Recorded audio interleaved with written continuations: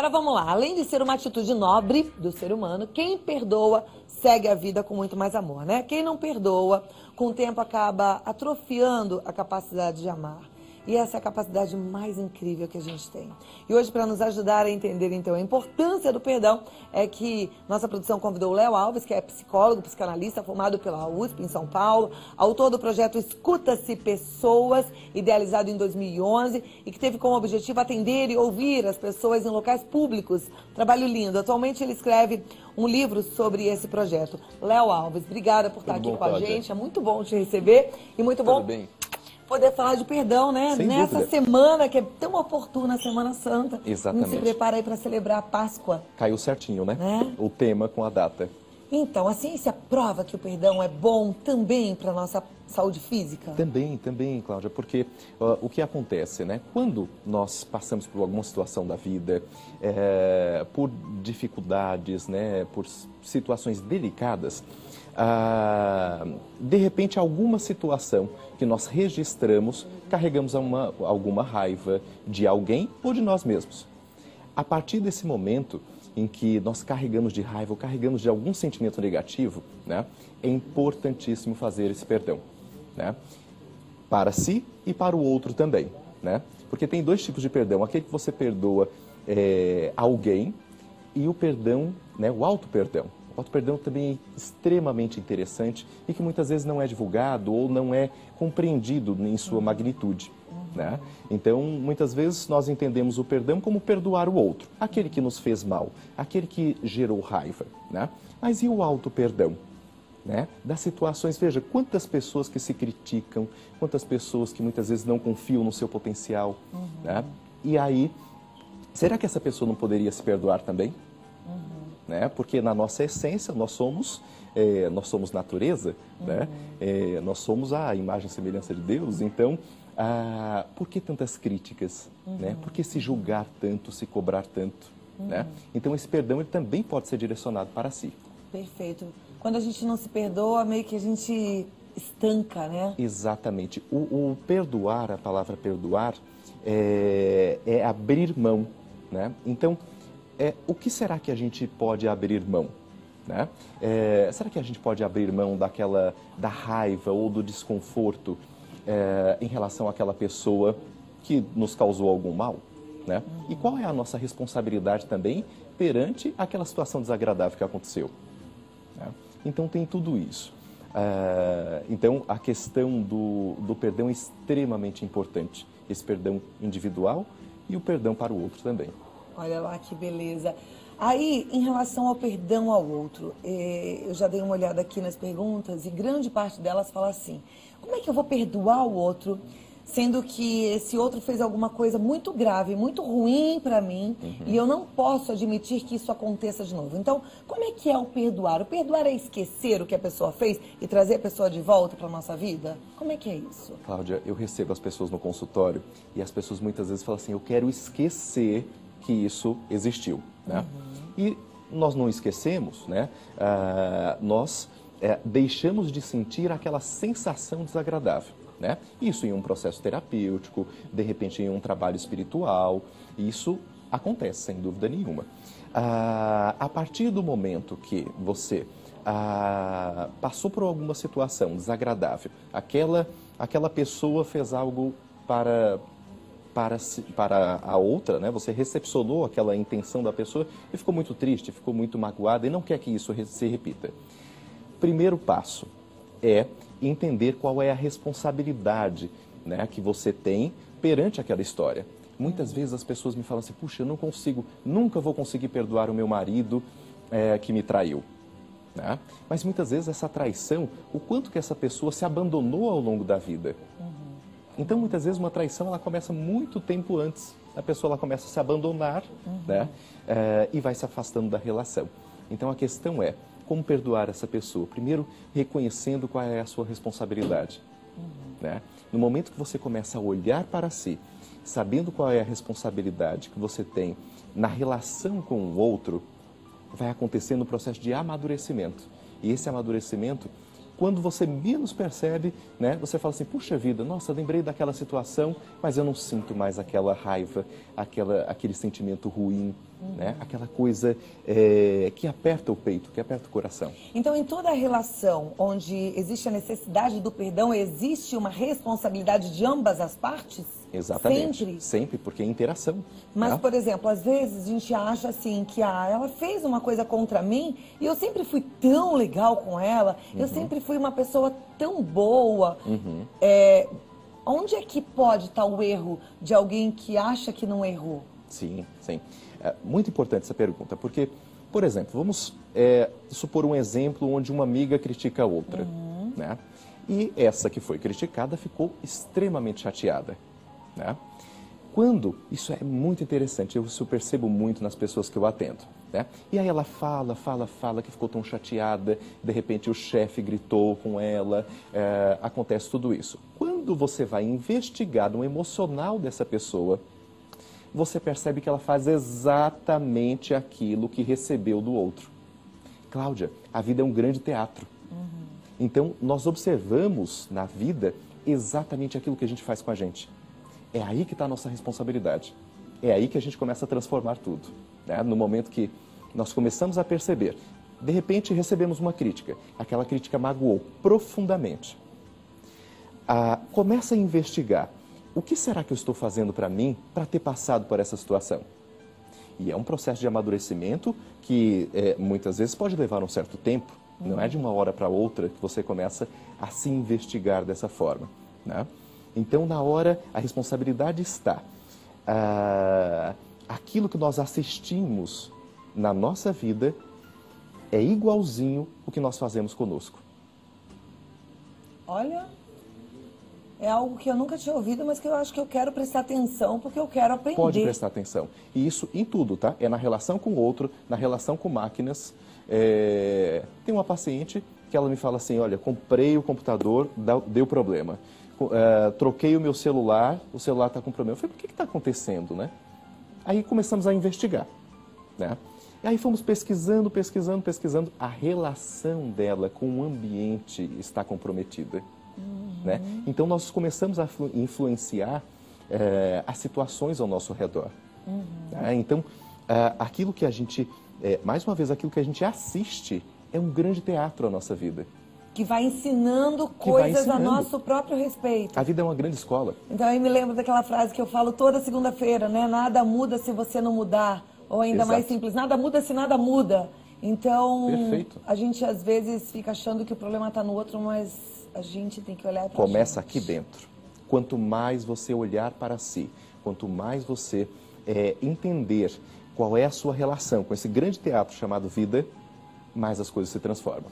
Aí, olha, tem uma pergunta aqui de uma telespectadora. Ela fala, boa tarde, hoje o programa fala sobre perdão. Uma amiga que nos conhecia há mais de 20 anos fez uma coisa muito feia para mim e até hoje não consigo perdoar essa pessoa. Talvez eu perdoe, mas não aceito. O nome dela é Maria. E aí, o que a gente poderia falar para essa telespectadora? Claro.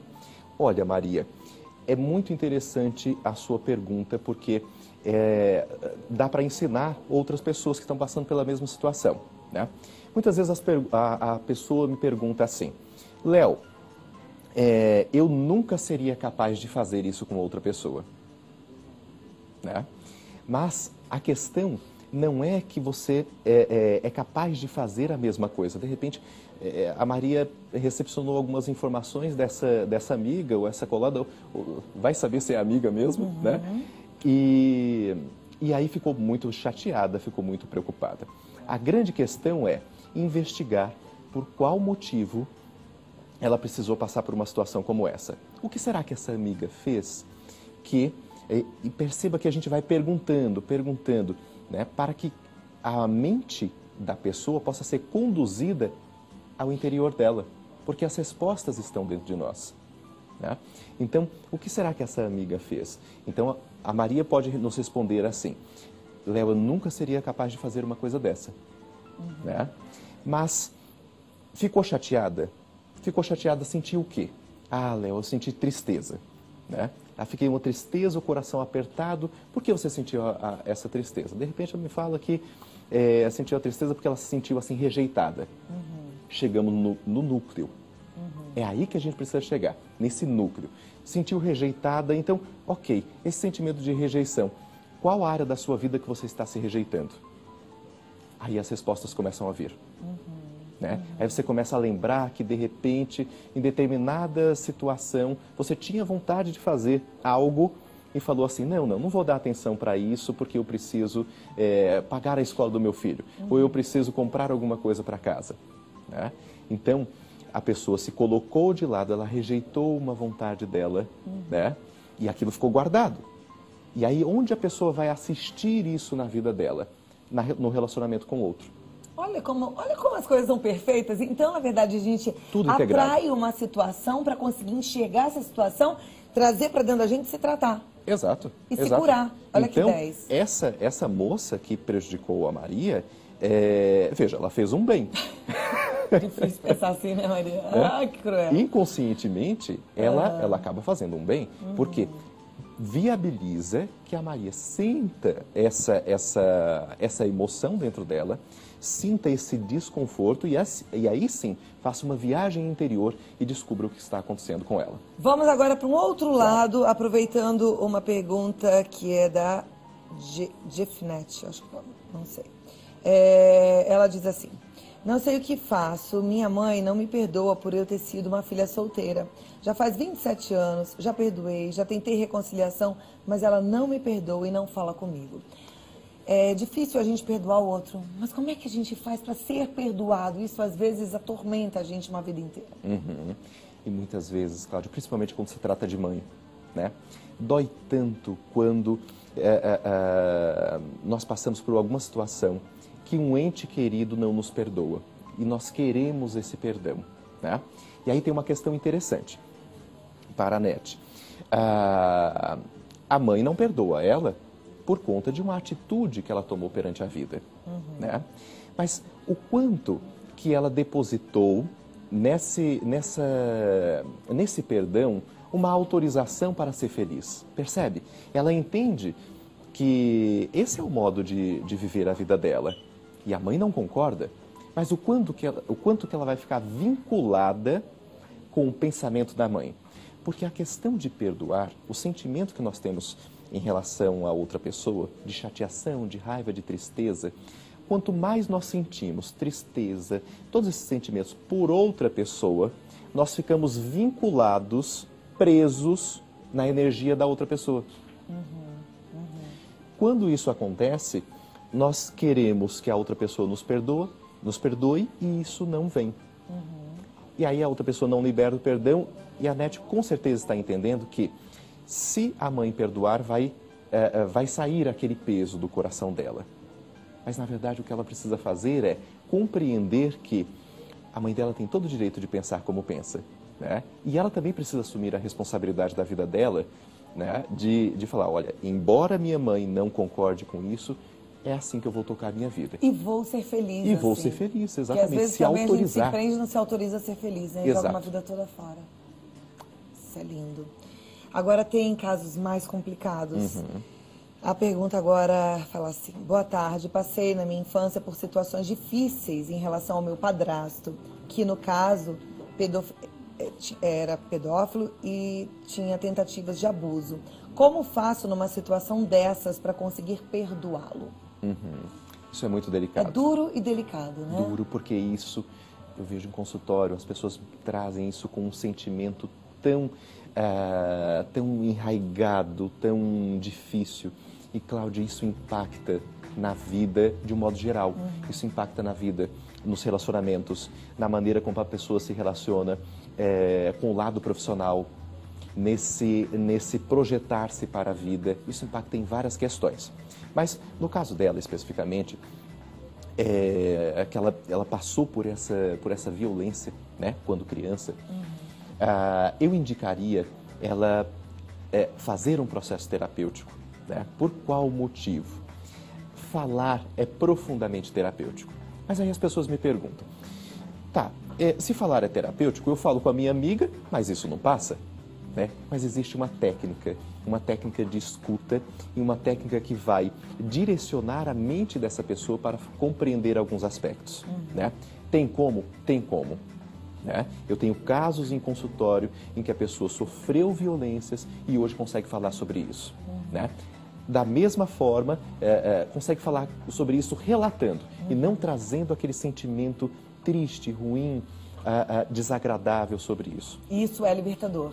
Absolutamente.